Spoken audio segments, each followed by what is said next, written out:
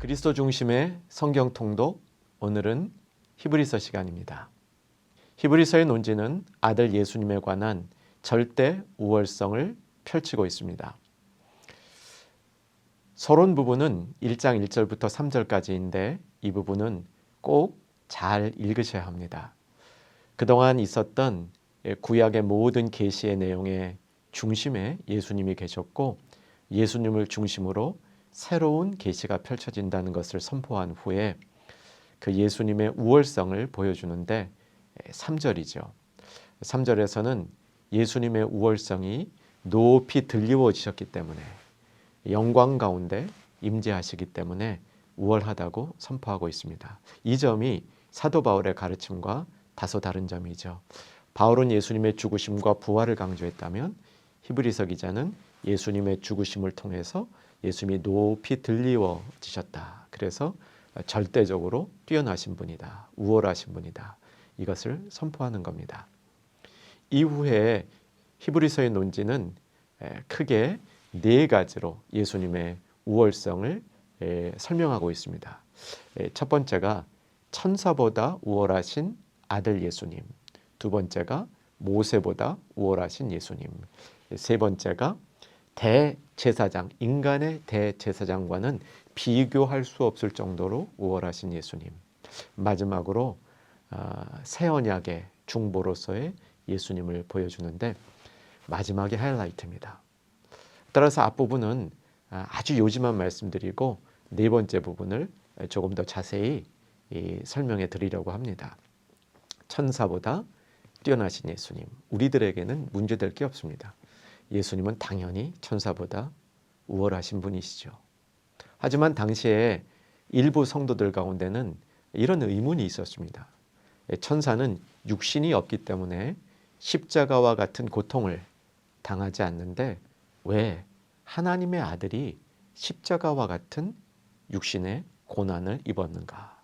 그러므로 천사보다 아들 예수 그리스도가 못하다라는 의문이, 이 반론이 제기되고 있었습니다. 이에 히브리서 기자가 답한 것이 1장 4절부터 2장 끝부분까지의 내용입니다. 잘 읽어보시면 그 내용을 파악하실 수 있습니다.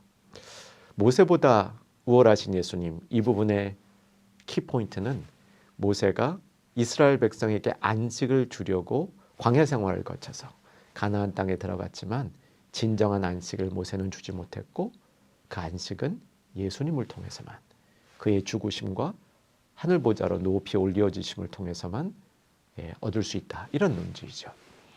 세 번째, 대제사장보다 우월하신 예수님. 이것도 우리에게는 의문이 될 게 없습니다. 당시의 사람들에게는 하지만 대제사장은 아론의 자손, 곧 그 위에 레위 지파여야 한다라는 그런 분명한 바뀔 수 없는 원칙이 있었기 때문에 레위 지파가 아닌 유다 지파에 속한 예수님이 어떻게 대제사장이 될 수 있는가? 이것이 의문이었습니다.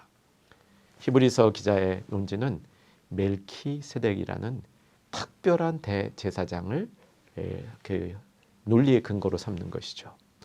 레위의 조상 아브라함이 더 자신보다 우월하게 여겼던 멜키세덱, 그 멜키세덱의 반차를 쫓는 대제사장 예수님, 이렇게 논지를 펼치는 겁니다. 이 내용이 4장 말미부터 나와서 7장 끝까지 전개되는데 이 부분은 그런 관점에서 읽으시면 머릿속에 잘 들어올 것입니다.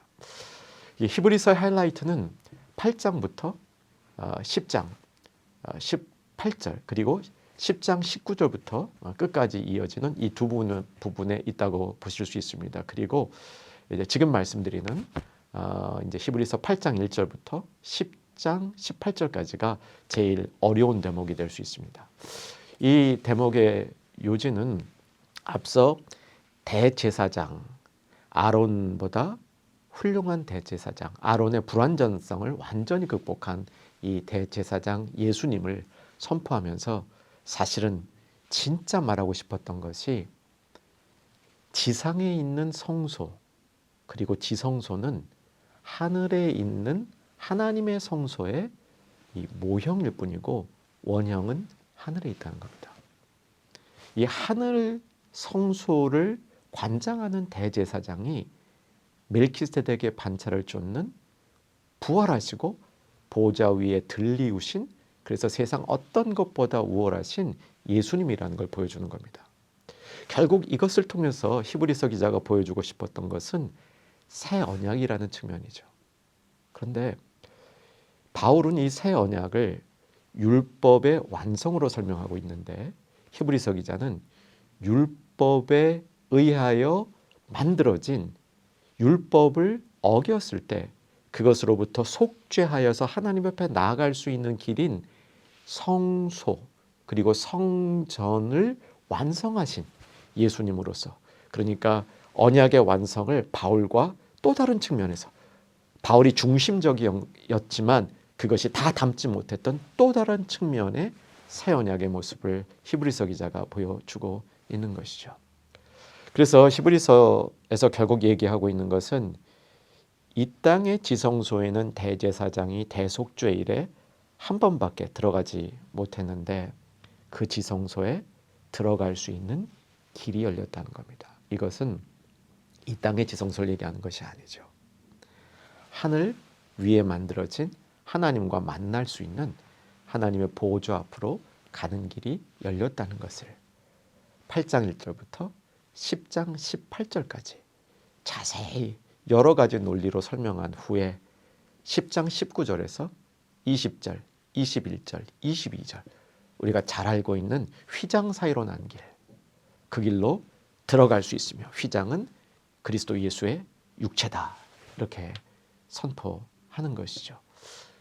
이를 뒤이어서 바로 히브리서 기자는 그렇게 휘장 사이로 가서 하나님 보좌 앞에 이르는 길이 열린 이 성도들은 모이기를 패하는 성도가 되어서는 안 된다고 얘기하는 겁니다. 왜냐하면 구약에는 이 성소, 제사를 드릴 때 성도들이 다 같이 모였습니다. 그래서 그 모임의 핵심이 성소를 중심으로 이루어졌던 것이죠.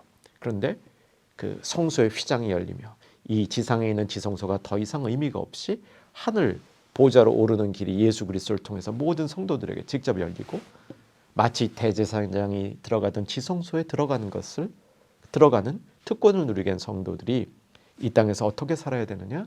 강력한 믿음의 공동체를 이루고 그 믿음의 공동체 안에서 믿음이 보존되어지고 신앙이 함양되어지면서 그 안에서 다음 세대에게 신앙을 전수하면서 그렇게 살아야 된다. 이 논리를 펼치는 겁니다. 자, 이 논리가 이 교훈이 당시의 상황과 어떻게 관련되었는지를 살펴보겠습니다. 히브리서의 상황은 표류와 환난 가운데 있었습니다. 사람들의 믿음이 흔들리는 상태에 있었습니다. 왜? 고난이 있었기 때문입니다. 그리고 신앙생활이 길어지고 계속적으로 생기는 어려움을 마주하면서 성도들의 믿음이 흔들리기 시작한 겁니다. 이렇게 흔들리지 아니하는, 세상에 동화되지 아니하는 믿음을 어떻게 가질 것인가? 히브리서 기자는 그 고민을 히브리서를 통해서 쓰고 있는 것이죠. 그러기 위해서 성도들은 믿음의 공동체 안에 있어야 함을 보여줍니다.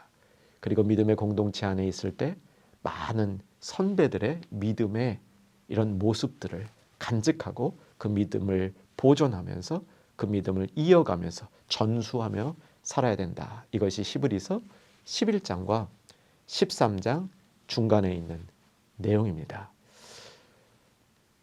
앞에 있는 선배들이 어떻게 피할 길을 얻었는가, 그것을 보면서 11장에 나오는 수많은 믿음의 선배들과 같은 그 길을 걸어가면서 그 믿음의 이런 행진을 다음 세대에 전수하여야 한다는 것이죠. 두 번째는 예수님 모델입니다. 예수님이 고난을 당하셨던 그 이유, 그 예수님의 고난에 관한 이야기가 부분마다 성도들이 표류하지 아니하며 환난 가운데 자기의 믿음을 지키는 경주를 계속해야 될 모델로 제시하고 있는 것이죠. 그 절정이 히브리서 13장 8절에서 예수 그리스도는 어제와 오늘이나 영원토록 동일하신 분이다 선포하는 겁니다. 히브리서를 여러분 읽으시면서 이런 히브리서의 세계가 여러분의 마음에 잘 정돈될 수 있기를 바랍니다. 또 당시에 성도들이 살았던 시대 그 이상으로 혼란스러운 영적으로 이런 갈피를 잡기 어려운 이 시대 가운데 우리의 믿음이 표류하지 않고 예수님의 그 십자가 그리고 그의 부활 이후에 펼쳐지는 예수님의 우월하신 무엇보다 뛰어나신 그 예수님을 붙들고 든든히 서는 우리 모두 될 수 있기를 주 안에서 소망합니다.